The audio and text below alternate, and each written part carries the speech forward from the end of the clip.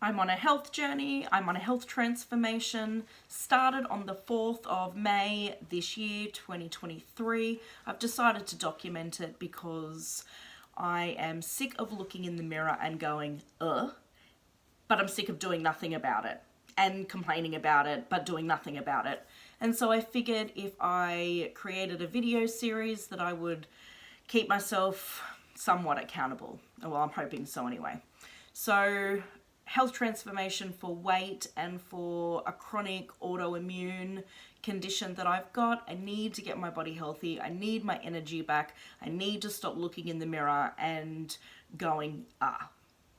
So I normally sit around this 80 kilo mark, and I did speak about in my first video that I'm still playing around with whether it's a protection thing, to do with being bigger and then not having as much attention on me, just things like that, a trauma response. I also know that I sabotage myself, and I'm going to tell you 2 ways that I sabotage myself and how I'm doing it differently this time, or trying to do it differently. So I know that in order to lose weight, and I don't generally go under 78, I haven't gone under 78 kilos in years. And I've been right up to about 85 kilos, which really doesn't, make me feel good because I'm actually short. I'm only 5'2". So when I put on weight, I feel gross. And so I know how to lose weight. I need to move more than I eat. And I don't do that. I sabotage myself, both with exercise and with eating. So the way I sabotage myself with exercise is I just don't do it, even though I know that I need to, and I know it's good for me, and I know it will get me fit and stronger, and I don't do it. I make excuses, but I have worked out, and I actually worked this out with my trainer probably more than 12 months ago now. So I've really had no excuse to not work on it and sort it out. But I don't like I hate cardio, hated cardio. And I did work with a trainer for a number of years. Sabotage myself there all over the place too, even though she was brilliant. And I loved doing weights there, the weightlifting, the strength. I hated cardio. And it was, a little bit ago that I worked out, I hate that feeling. I hate that feeling of being out of breath, of my heart rate increasing, because it feels like something's happened to me. I feel like I've been, triggered into survival mode. I feel like my fight flight has been activated because it has been activated a number of times before. I hate that feeling. Hate it. And so I do anything I can to avoid that feeling, even though I know that it will help me lose weight. So I also have a bit of a thing around, the time to work out for an hour a day just doesn't work for me. I feel like I could be doing so many other things instead of the, main thing that will help me lose weight. So how I'm getting around that now is I'm doing just really tiny chunks of exercises, like literally a minute. So I do follow a page called Move More with D, I think it is. I hope that's right. And D had posted, for May to just do a 1 minute wall sit every day. Just 1 minute. See, now I can do that. So I haven't done it every day this month, but I have done it.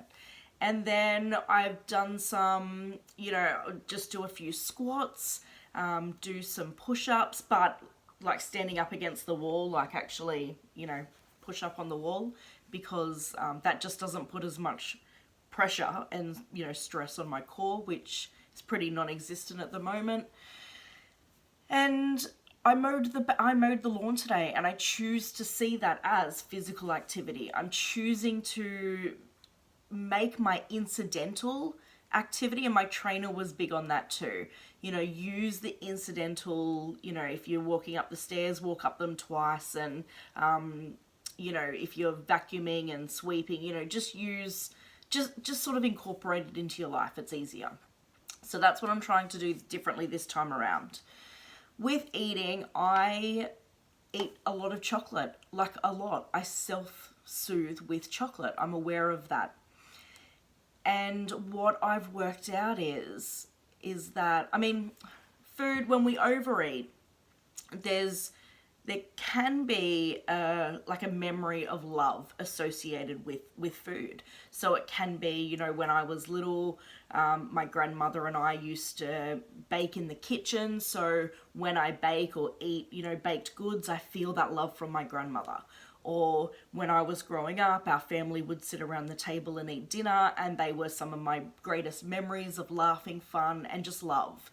So we can get into a pattern of overeating because we're trying to recreate that feeling of love and comfort.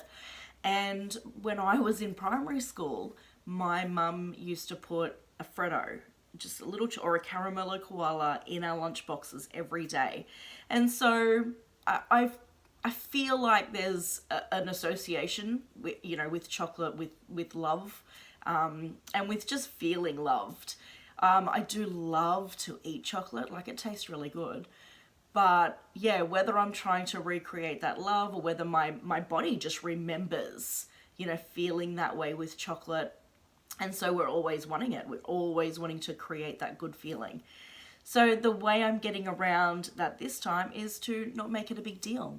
So I usually am really hard on myself when I eat lots of chocolate. I know that I'm self-soothing with it because when I'm angry, stressed, sad, scared, anything, celebrating, miserable, I'll eat chocolate. So I don't have to have, there's no rhyme or reason. I emotionally eat it. I eat it for emotional reasons. But like I said, the way I'm getting around it this time is I'm just not making it a big deal. I'm not getting too hard on myself. I'm not hating myself like I have done before. I'm not berating myself. I'm not yelling at myself. It just is. I'm eating a bar of chocolate right now and that's my choice. So sometimes I will talk myself through it with, do I really want it or am I just trying to eat my feelings? Regardless of what the answer is, sometimes I still go and get it anyway. But it's about just acknowledging and being aware, just having that awareness, because I think that's really important to changing a behavior is first having that awareness. So I'll, you know, continue to eat chocolate and ask myself if I'm, you know, if I really do want it or not, and then probably going and getting it anyway. But I'm aware that those are my sabotages with exercising and with eating. And so that's what I'm sharing along this health transformation journey. I did weigh myself this morning and I think I'm between 77 and 78 kilos. I only have analog scales because I get really obsessive with digital scales actually. So it is somewhere, which is, you know, I think this is, you know, I'm going down. So, because I was weighing 80 kilos a week ago. So that's pretty good. That's really good actually. Yeah, that's where I'm at today. That's how I sabotage myself. That's how I'm trying to get around it this time, keeping myself accountable with this video. And I hope you have a great rest of your day.